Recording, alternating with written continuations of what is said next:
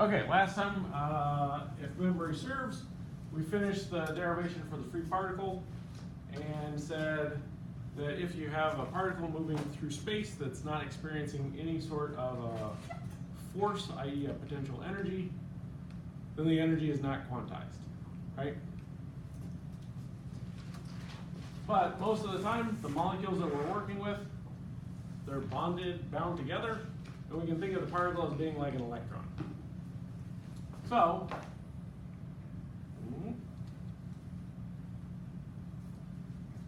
what happens if we take that particle, confine it to a quote box? So we're going to do particle in a one-dimensional box. Sometimes this is called particle on a string, right? Because if you think about something being in one dimensions, it's essentially on a line, right? But other places call it particle in a box. So depending on where you look, I think of it as a 1D box, 2D box, 3D box. So we're going to do the derivations for the 1D and the 3D. In your homework, you're doing the 2D. Okay? And then I think the first one of the astricized problems is using the end result of this. So the end equation from the 1D box to do some interpretations. Okay. So our starting point is our Schrodinger equation, taking the Hamiltonian of the Schrodinger wave equation equals the energy times the Schrodinger wave equation. So these are eigen functions.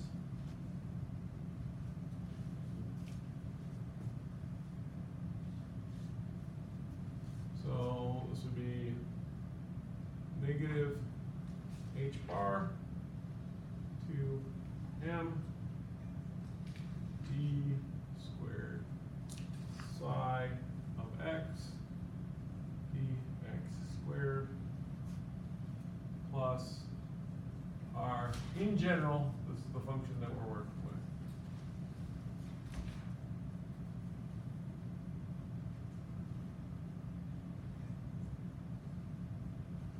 Okay, so that's sort of our starting point. H bar squared. Hmm? Maybe I have wrong anything else. Oh. Yeah, h bar squared. For this system, we have a box. The particle is free to move between the box, but at the boundaries, we're going to say that the box has infinite potential as it goes up. Right? So within the box, there are no forces. But once you hit the walls of the box, there's an infinite stopping force, such that if you try to push the particle in, it would go to infinite energy. Right? So essentially, classical box, you can't push something through it. Right?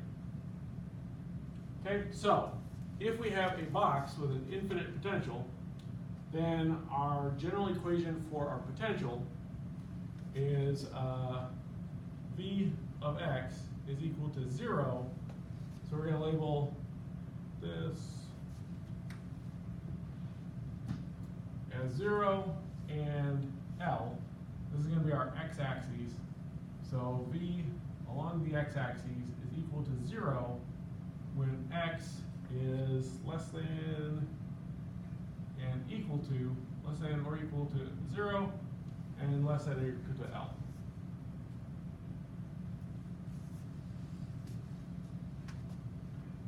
V of x is going to equal infinity for x less than 0 and x greater than L. Everyone okay with that? Those are just like boundaries and. Yep. That's essentially, we're defining the system that we're working with. There is no forces, so there's no potential energy in the box. But as soon as you hit the wall, potential energy goes to infinity. Then what that means is by the first law of thermodynamics, right, you can't create energy. And so it can't be over here because then your total energy would be infinite. right? So we're trying to restrict it to be within the box. Okay, so we're going to use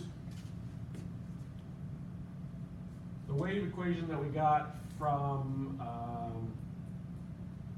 our, what was it, our classic,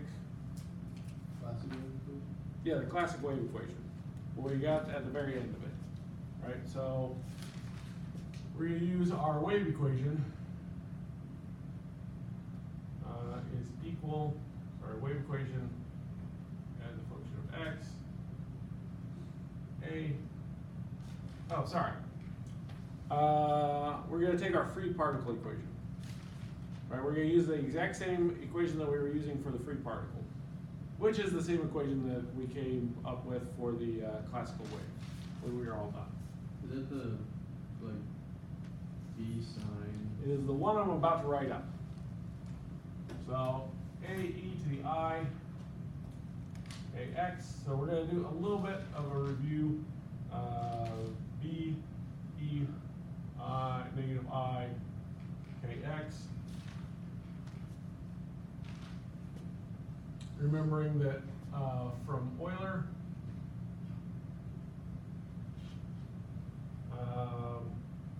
e to the I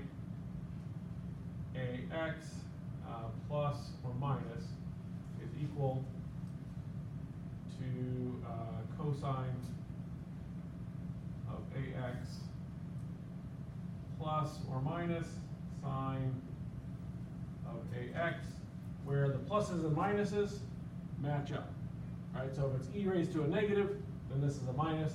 If it's e raised to a positive, ax, then it's a plus, okay?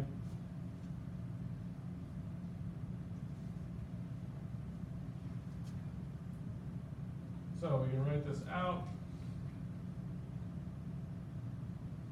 as a cosine of kx plus I sine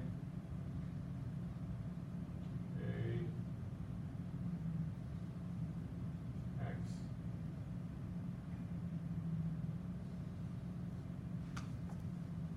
plus b cosine kx minus I sine kx. I think I got the right number of parentheses. Because we got cosines of the same thing, we can bring them together. So we could rewrite this as a plus b cosine kx. This is the same thing that we did when we were talking, I think we did this with the classic wave. A minus b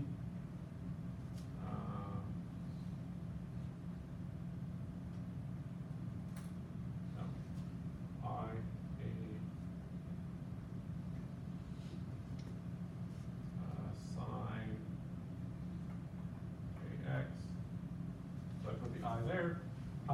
And then we could say C is equal to A plus B, and D is equal to I times A minus B.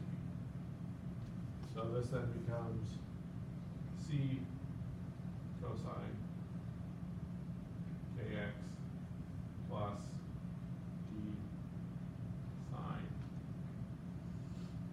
kx.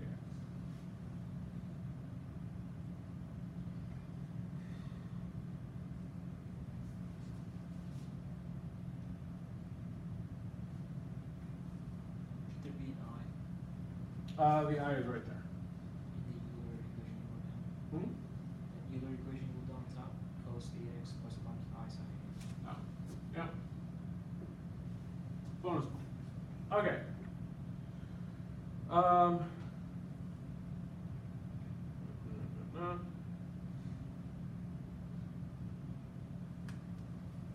Okay, so If you remember the square of our wave equation,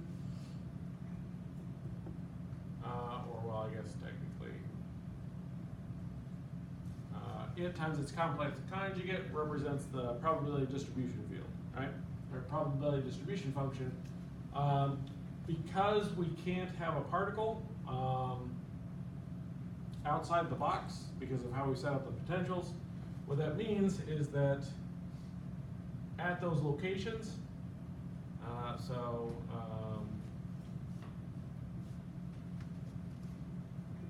the wave function has to be 0 at x less than or equal to 0 and x greater than or equal to L. So essentially, on the boundary and beyond, and on the boundary and beyond, the particle can't exist. So the particle can't actually be in the wall.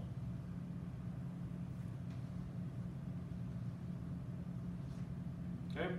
One of the postulates for our wave equation is that it has to be continuous, which means once it hits the wall, it has to stay continuous. So if from the wall on it's 0, then at the wall it also has to be 0. Our wave function has to be continuous, right? Which means it can't jump. So if at the wall it's 0, or sorry, beyond the wall it's 0, at the wall it also has to be 0, so that it ends up being continuous, or the value here. Okay, so we have boundary conditions for what this function can look like. At x is equal to 0, this one has to be 0. X equals to L has to be 0. So psi of 0 has to equal 0, and psi of L has to equal 0.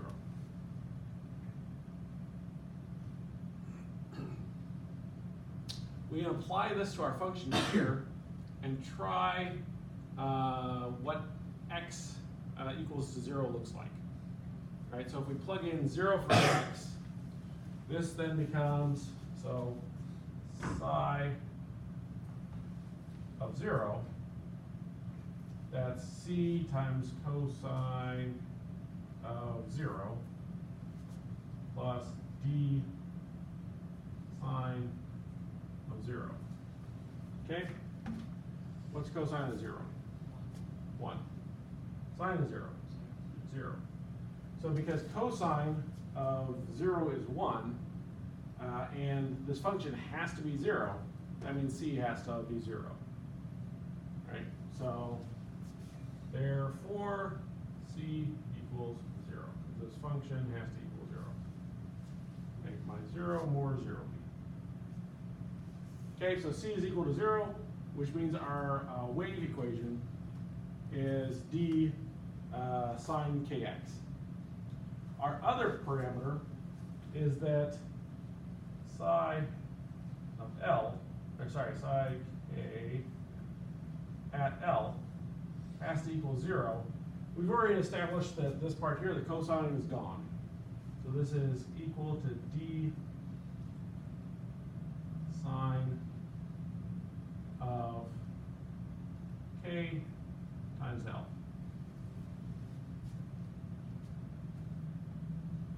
Now there's two ways that this could be 0. We can make it so that the sine is 0, or d could be 0. If d is 0, then the wave function is 0 everywhere, and so the particle doesn't exist in the box, right? Because if it's 0 everywhere, square of 0 is 0, particle doesn't exist. So that one's a meaningless solution. Where is sine equal to 0? Yep, 0, pi, 2 pi, 3 pi, 4 pi, 5 pi. So that's when k times L is equal to n pi, where n is equal to 0, 1, 2, 3, dot, dot, dot, where n is an integer. Now, if n is equal to 0, though, right, then can rearrange this to solve for our k value. K would be equal to n pi over L. So our function would look like psi k of L, sorry, k going back to x, k of x would be equal to d sine of, putting in what we have there, it's n pi x over L. Right? If n is equal to 0, then this is 0 everywhere, and so it's a meaningless solution. Right? So really, our limitations on n is it has to be an integer value, but it can't be 0, because that gives us a meaningless solution. So this 0 here is out. So n is an integer starting with 1, going to 2, 3, 4, 5.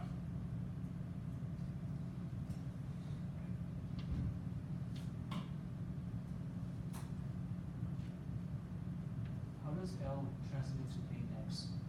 So I know k equals n pi over L, right? L is our furthest most x value. So here, Oh, that was the L. Okay. we were plugging in L for x, our highest value, which we have a boundary condition for. And then we were using that to figure out what k had to be. And then now that we have k has to be this, we can plug it back into the function, and we see what it is with the x in it. Yes? Why are you only using the D sine, Kale, not the C cosine? The c cosine, we established here that c has to be equal to 0. Ah, So if c is equal to 0, then the c cosine is always 0. Yeah. So this is the last part that we're left with. Now d is the amplitude, right? So on any sine function, if you multiply it by some constant, that constant essentially increases the height. So what this looks like is if n is equal to 1, you have a function that looks something like that. If n is equal to 2,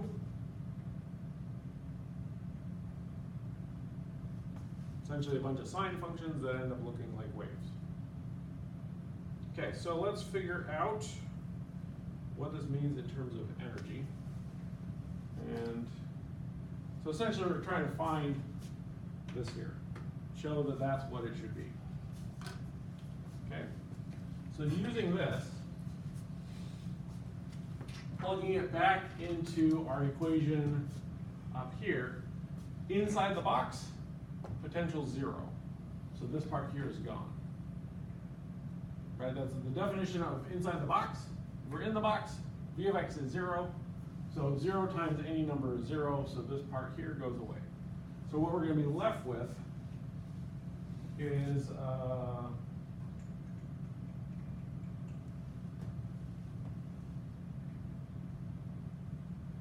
h bar negative 2m d squared psi x dx squared is equal d psi of x. Okay, before we can actually figure out the energy, we have to come up with a normalization constant, right? Because if you remember, squaring it, we get the probability distribution function, but when you take the integral of a probability distribution function over the entire range, it has to equal 1.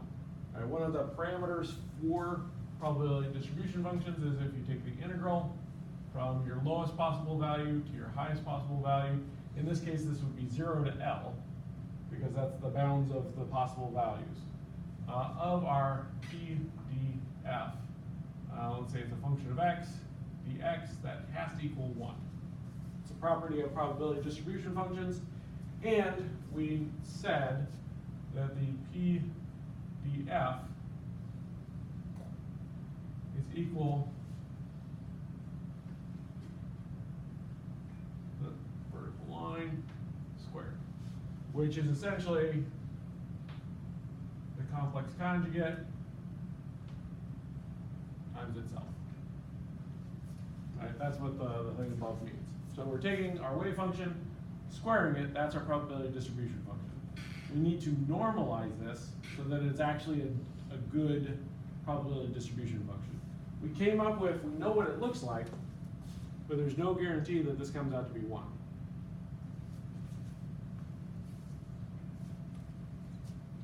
In fact, this d value here is our normalization constant. It's this value times that. When we square it, this d part becomes our normalization constant. Wait, isn't sine of anything like in between -1 and 1? Huh? Isn't sine of anything between -1 and 1? So it already has, it cannot exceed 1 anyway. Well, when we square it, it has to come out to be 1. So if you take this part here, the area under the curve, that has to come out to be 1. We're also having it across a distance.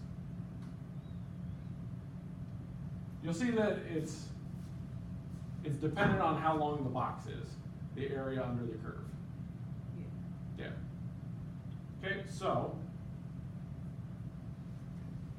what we need is from 0 to L,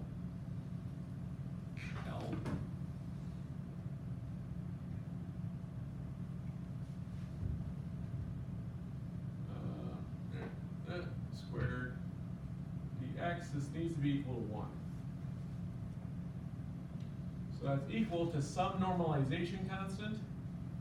We are going to square it. That way we can, because each one of the wave functions brings with it a single normalization constant, so if we're multiplying two of them together, that would be the normalization value squared. Yes, no? No, okay. Okay.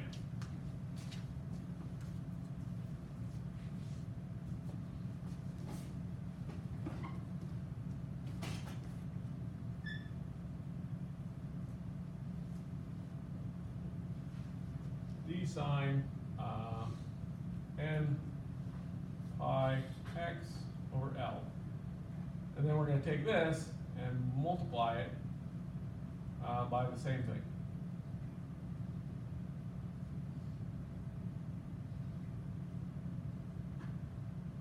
The d is a constant, right? We can move constants outside the integral. We're taking this whole thing times that whole thing. So essentially this would be the same thing as d squared integral 0 to L sine squared of n pi x over L. Okay? This d, I'm telling you, is the normalization constant. This is what we're going to use once we come up with the integral to make the whole thing equal 1. Okay, so our d value, d is our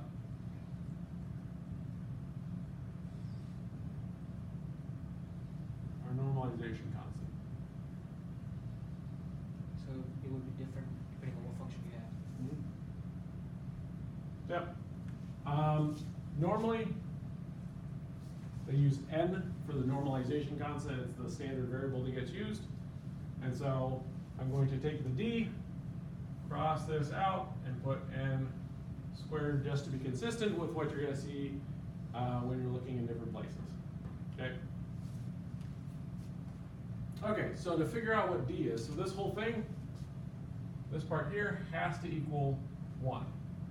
So the way we find our n value is n, or well, the n squared would be 1 over whatever this integral is. Right, so essentially n squared would have to equal 1 divided by integral 0 to L sine squared n pi x over L, so that when you take this and you multiply it by that, you get 1. So to figure that out, we have to actually figure out what this integral comes out to be. Right? So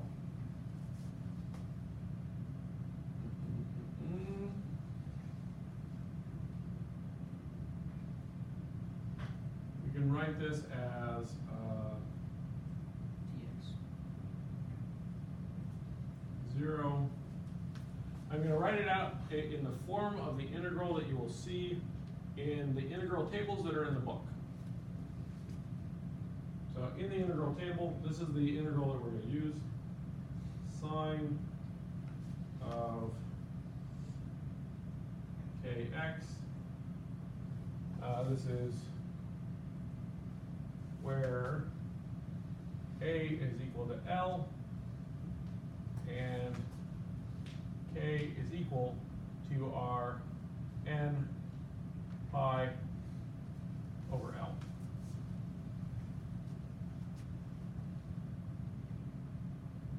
Squared dx. This comes out to be 1 over 2a 1 over 4k sine of 2k a.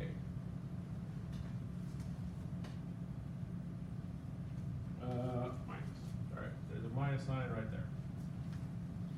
So essentially a over 2 times this. If we plug in our values back, so this would be equal to L over 2 minus, what will this be? L divided by 4n pi sine of 2 n pi, the a and the L and the k cancel out. So it'll be L over L, the L's cancel out. So remembering that n is an integer value, 1, 2, 3, 4, 5, 6. 2 times that means it goes 2, 4, 6, 8, 10. So it's 2, 4, 6, 8, 10 times pi. This part here is 0, right? Sine this part here is 0 because of what our n value is. Our n is an integer, and therefore 2 times an integer is still an integer. And so an integer times pi, if you take the sign of that, that's 0. This whole thing is 0. That means we're left with 2L, or sorry, L over 2. Okay, so this integral is L over 2. N squared is 1 divided by that. So our n squared is equal to 2 over L. So n is equal to the square root of 2 over L. Where L stands for the maximum length. L is the length of the box.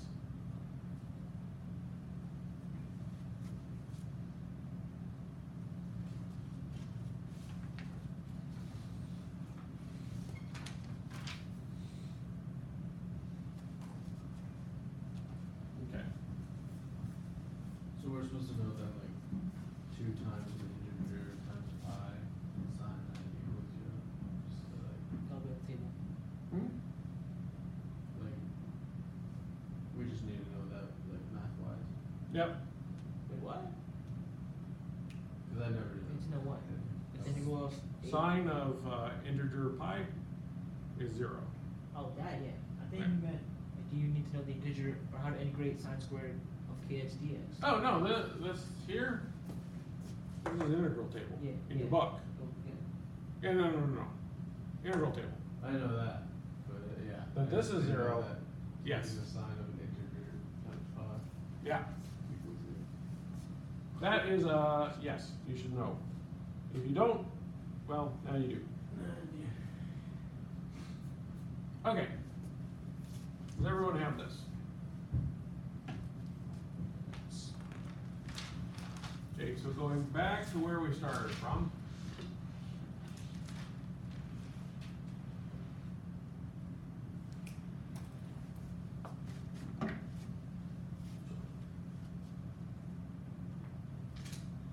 That's taking up more space than I want. we had established that the potential energy here is 0. Caroline, do you need to, there you go? It's okay, I'm recording it. Okay.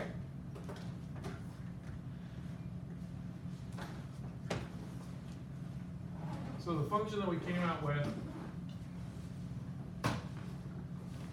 that's equal to, our d value is our normalization constant, so that's the square root of 2 over L times the sine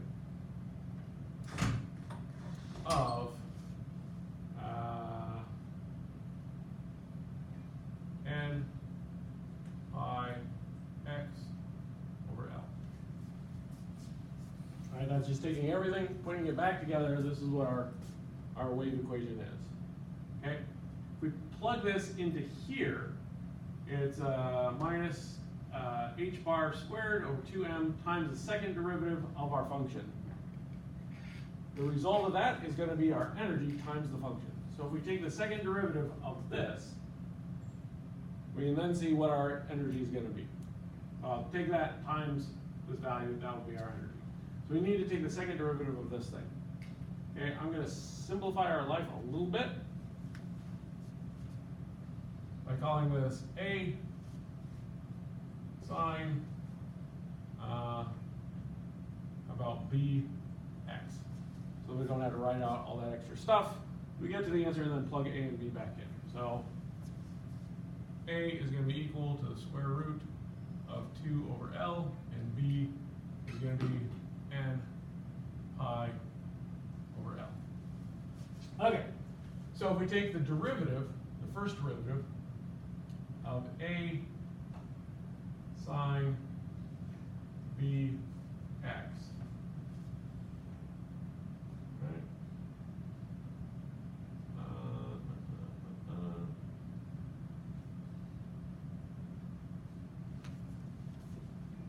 That should give you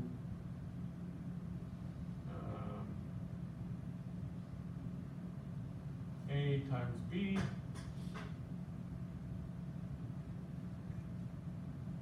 cosine of Bx. We then take the derivative of AB cosine of Bx dx. The derivative of sine is negative cosine, the derivative of cosine is negative sine. So that would be minus a b squared sine of bx.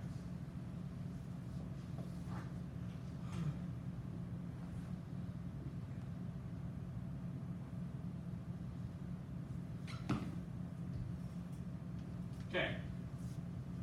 So we then take this. Plug that in up here. So this is the result of the second derivative times negative h bar squared. So this would be negative times a negative. That would be h bar over 2m times ab squared sine bx. H bar squared. Oh, yeah, h bar squared. So that would be root 2 over L. And then b squared would be n squared pi squared over L squared times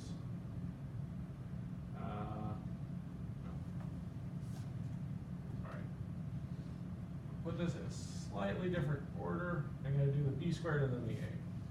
The reason for that is so that the answer pops out a little bit more. So n squared pi squared over L squared, and then the a, which is root 2 over L sine of n pi x over L. So this should be equal to E psi x. If you look, our psi is this, right? That's psi. Same thing we had up here for psi. So this is our energy.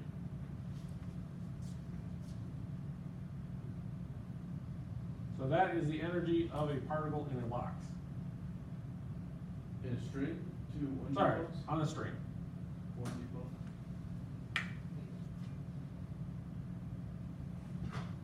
Okay. Wait,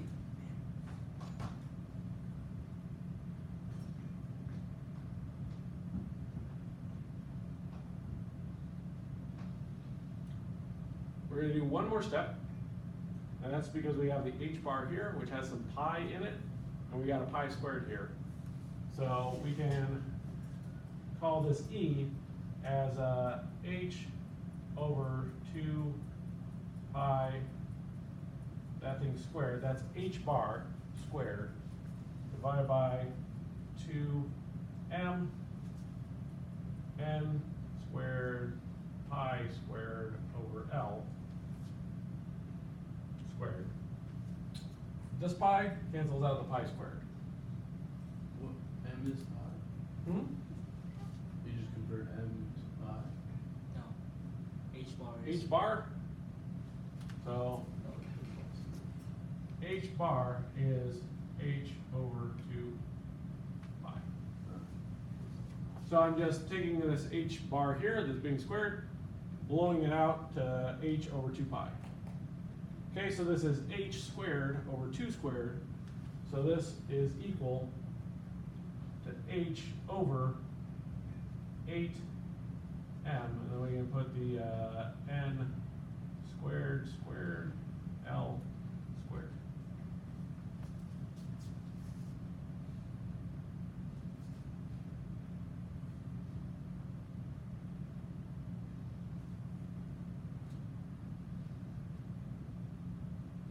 What did you get, 4 times I got 2 Oh. squared is 4, but that's in the denominator, so it gets put down here with the 2.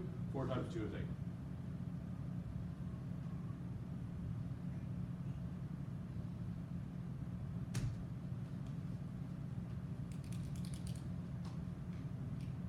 Okay, we're going to actually use this on the with the next lab.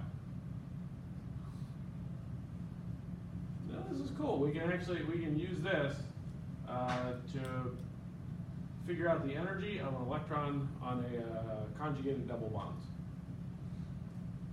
So we know the length. Yep, What does M stand for again? m is the mass. M is the mass, okay. H is the constant. N is the integer of. N is the integer of the first, second, third, fourth energy levels.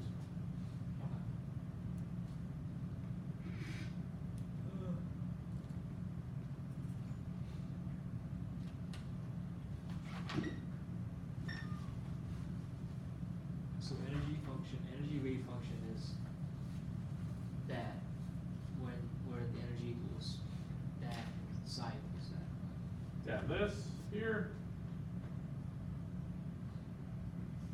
is the energy. Now, the cool thing about this is n is an integer, h is a constant, m is whatever mass, that one doesn't change. L is the size of your box, which means energy here is quantized. Right? Energy for the free particle could be any number, but once we limit it to existing in a box, the energy becomes quantized. And So so it's just a only- number, it doesn't vary, Hmm? it's like a constant number, right? It doesn't change. Well, It it changes if you change the box changes with n and box number. and the box. But in terms of, so if you have a set box and you move up in energy level, the energy goes up in quantized values.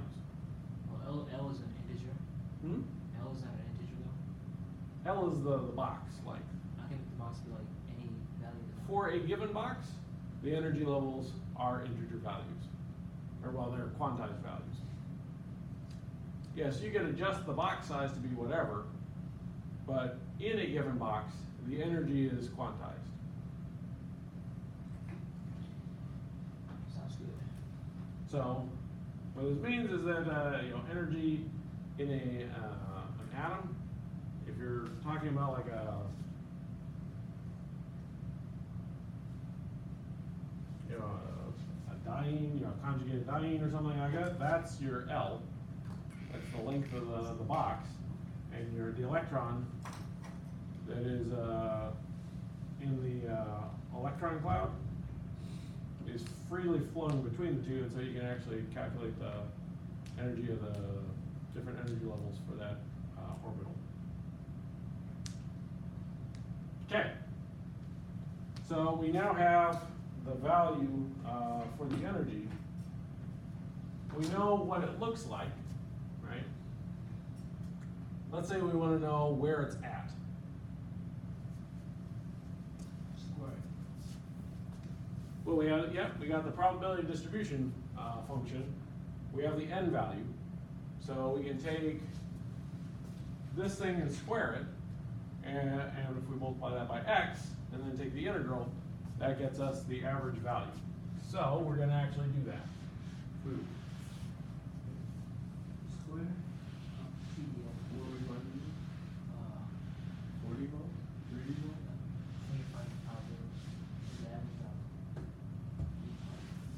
So, to find the average of any value that's equal to the integral from your lowest possible value to your highest possible value of the value that you want, or the function you want, times your PDF.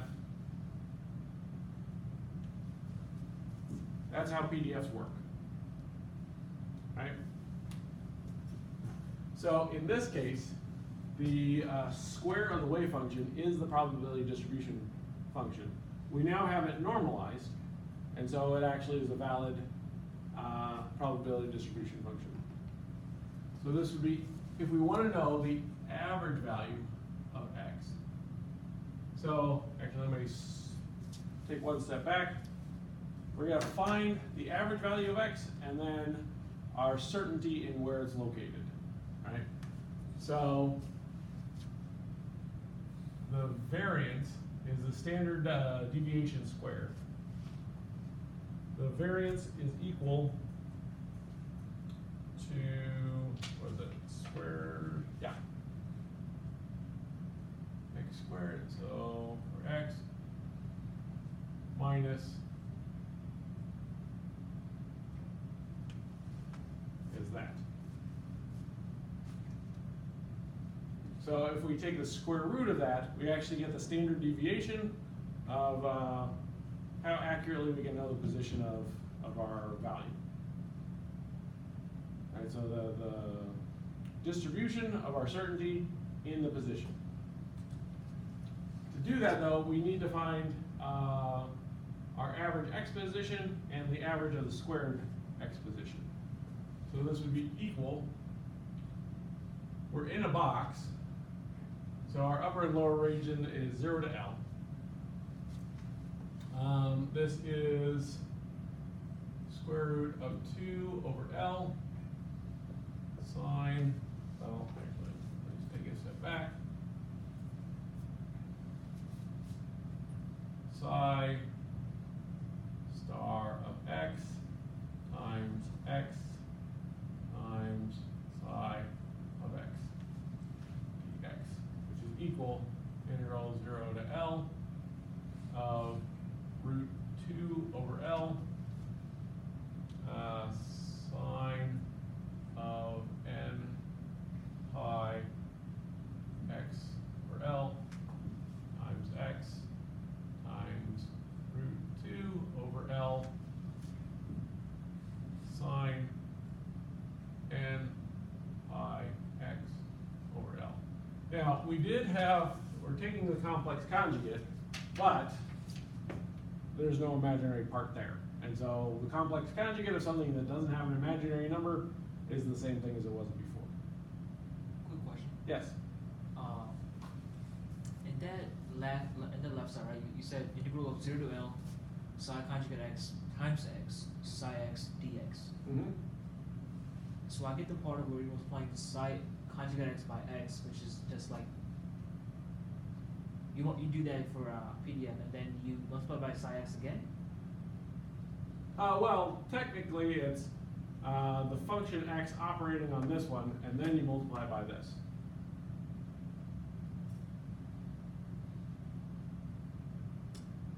Why? It's that first. Because x is an operator. So the function which is psi of x times the no.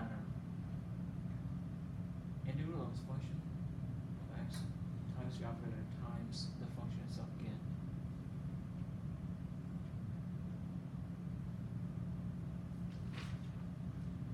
That looks new for some reason. I don't know why.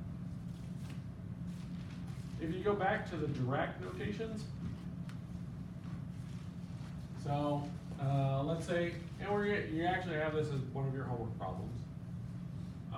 The momentum operator, right? So momentum, the average momentum is equal for this system, integral from 0 to L, or let me actually put it in, confuse matters even more by putting it in Dirac notation.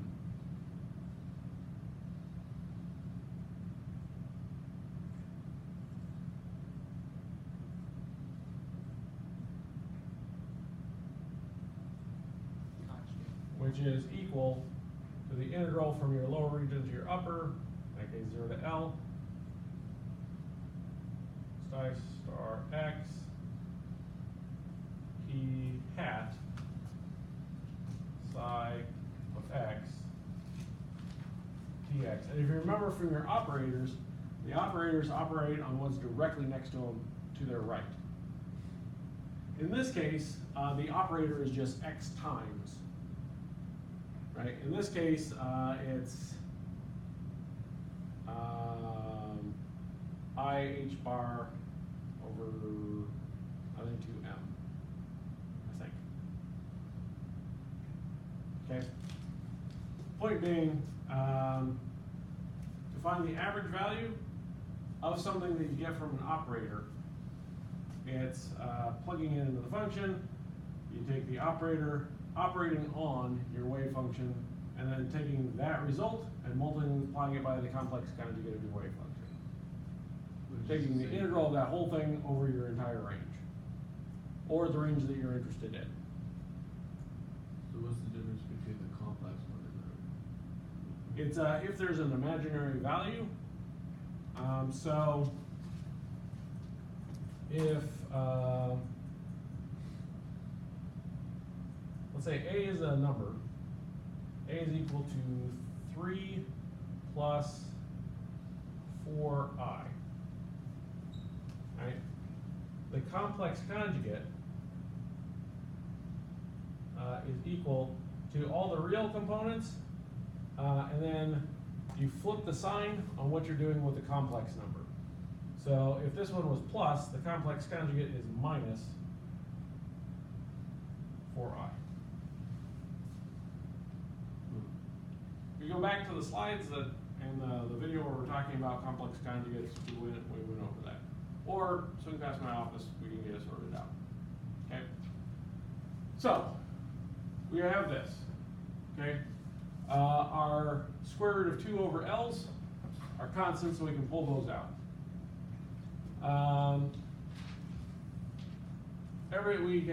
The operator that we're doing is just x times the thing, and so we can bring everything together. We can simplify this out a little bit as 2 over L, because it's the square of the square roots. Integral from 0 to L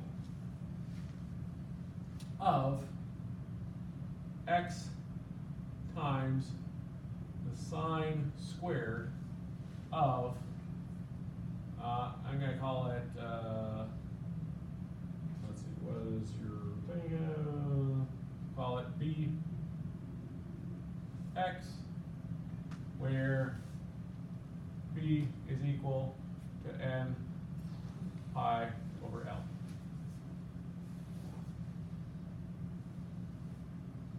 Okay? Oh man. This is in your book. It is T12 in the integral tables.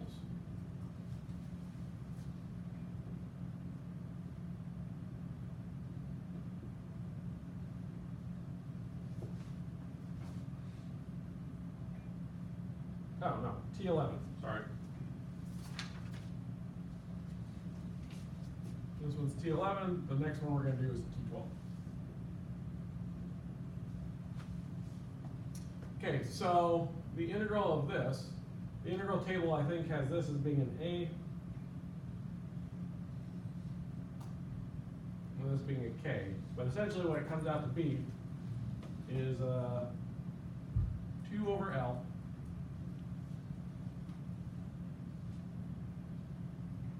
times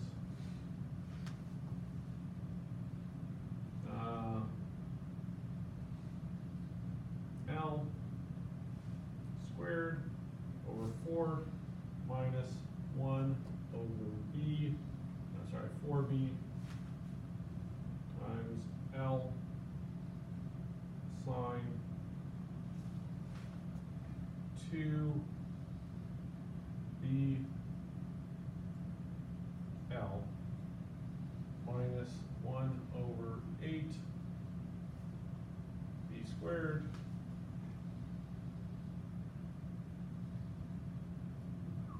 cosine of 2BL minus 1.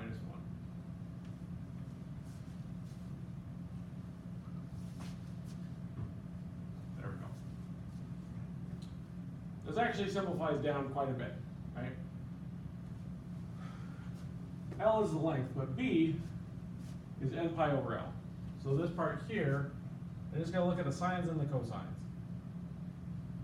This is sine of 2n pi. The L's cancel out. What's that? 0. That whole thing goes away. This part here, before the minus 1, is the cosine of 2n pi. What's that? 1. 1 minus 1, that's 0. That whole thing goes away. So, this ends up being L over 2, right? Or, well, going back one step, 2L over L squared over 4, which is essentially L over 2. Now, if we're looking at our function, this makes sense. If our function looks like this, right, or the probability distribution function is a square, and so for the n equal 2, it would look like that, right? Where's the average location? These are symmetric functions, which means the average place is going to be right in the middle. 0 to L, where's the middle? L divided by 2. Right, so this place here, L over 2. Right, so the average location for these functions is right in the middle, which makes sense. You guys good with that? Okay, doing the same thing for this x squared.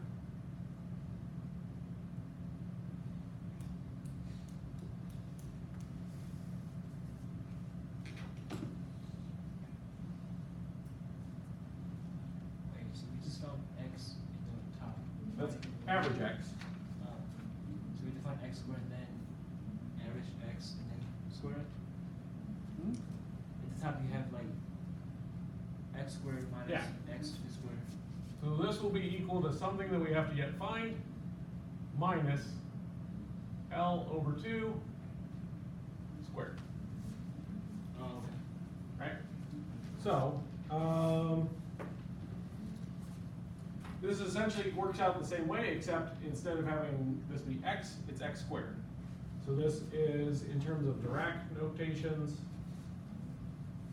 Psi of x, x squared, psi of x, which is equal integral 0 to L.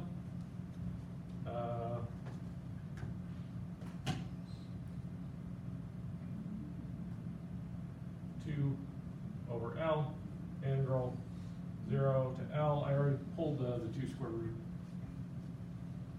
of L's out. I give you that. X squared sine of sine squared of n pi x over L. Okay, we can do the same thing that we did here, call the n pi L b. In your integral table, this one would be T12. It comes out to be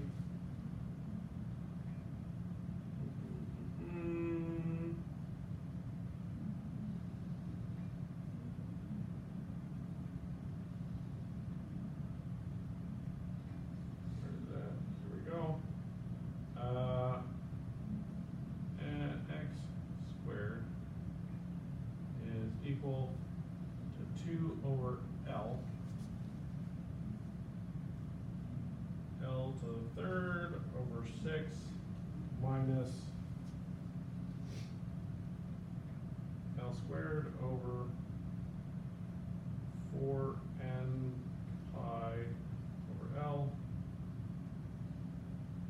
minus 1 over 8 n pi over L to the third times sine of 2n pi L over L minus L 4n pi over L squared cosine of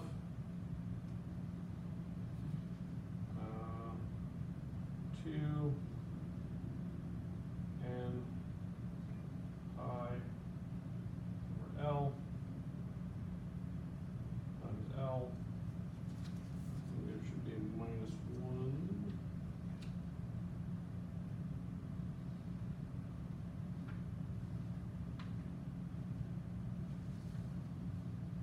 No, that's right. Yeah. So, just like before, this part here, all this gobbledygook goes away, right? Because 2 n pi L, the L's cancel out, so this is 0. So this whole thing here goes away.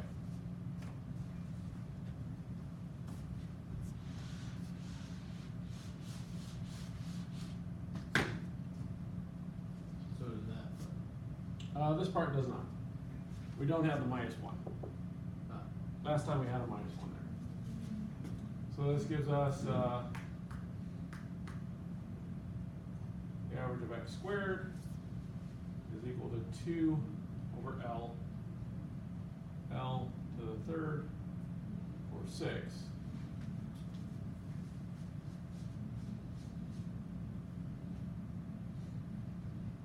Minus L to the third over 4n squared pi squared times 1. Right, that's from our cosine. Wait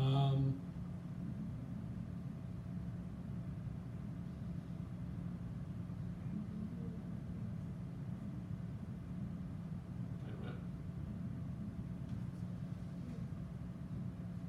There we go. So this, the L's cancel out.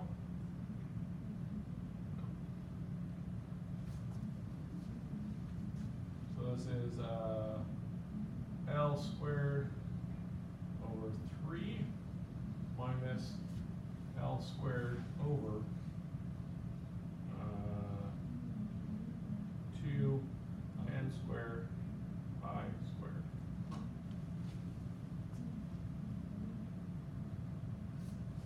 just distributed the 2 over L in. So it's gonna cancel out one of the L's from each, and this 2 changes that to a 3, that 2 changes that to a 2. Okay. We can also write this out as L squared 1/3 minus 1 over 2 n squared pi squared.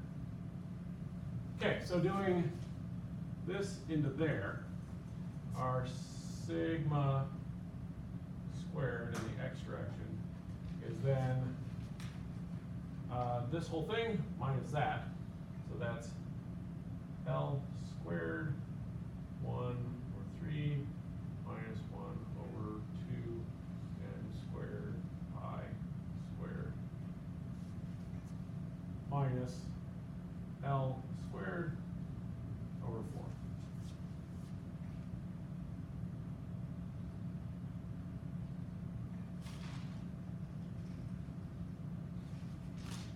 Okay, which we can simplify, sort of. L squared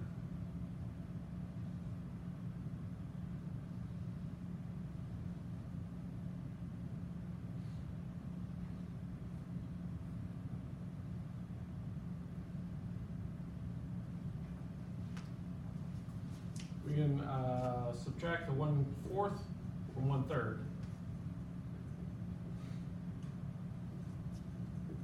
which is 1/12.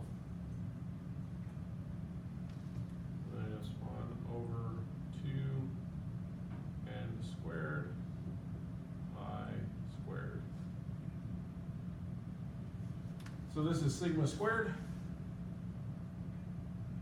So our uncertainty in the position of x is equal to the square root of that whole thing. Right? That comes out to be L times the square root 1 over 12 minus 1 over 2 n squared pi squared.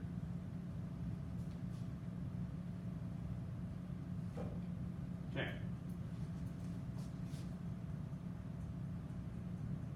If we do the same thing, and you're going to do this in the homework, for our position,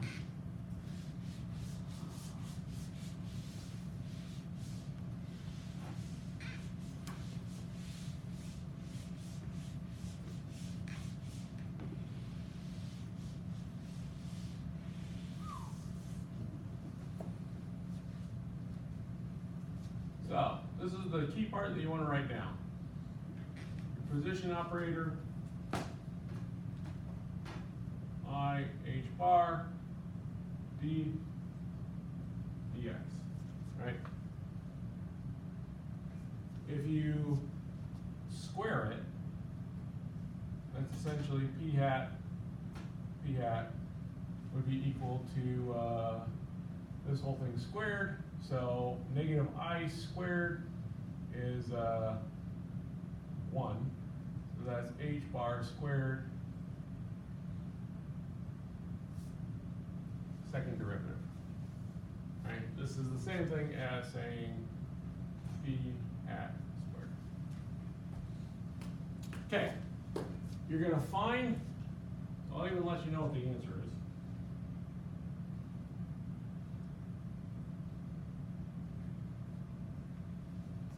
That's what you're going to find. You got to show that that's the case.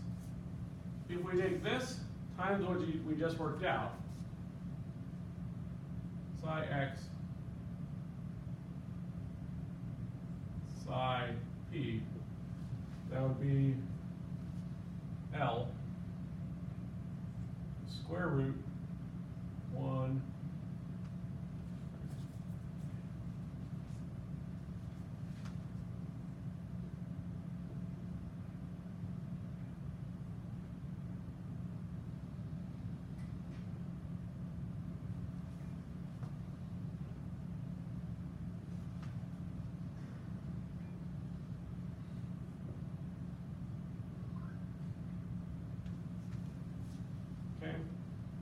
Our L's are going to cancel out.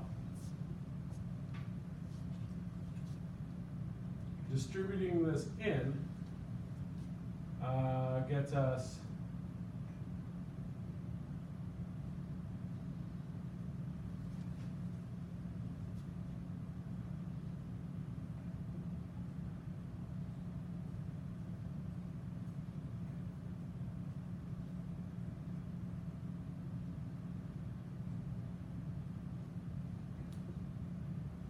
you can see that the pi's cancel out and the ends cancel out. How'd you get x squared, a squared pi squared? I'm bringing this into the square root. How is the square root? Yeah, raising it to the 1/2 is the square root.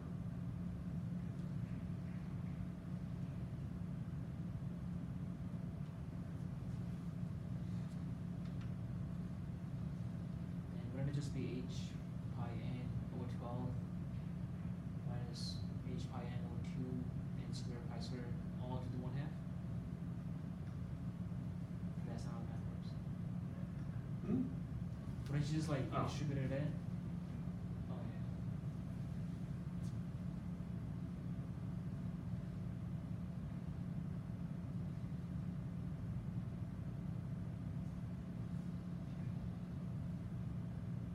yeah. Oh. That's where the h bar went. Bar. We can move the h bar out. H bar. 1/4 n squared pi squared over 3 minus 2 over 4 to the 1/2. We can pull the 1/4 out. H bar over 2. And put it back into the square root sign. N squared pi squared over 3 minus 2. Okay. Is it 2 4? No, I pulled the 1/4 out to give me this 2. Okay, if you remember back from the Heisenberg uncertainty principle, right? Heisenberg uncertainty principle said that the uncertainty is x times the uncertainty in position is equal, it has to be greater than or equal h bar over 2. We plug our lowest value in here, right? That's 1. So this is 1. Pi squared is about 9, right? 9 divided by 3 is 3. 3 minus 2 is 1. H bar over 2. Heisenberg uncertainty principle. So just derived Heisenberg uncertainty principle. As n goes up, this number goes up, that goes up. And so your uncertainty goes up and up and up.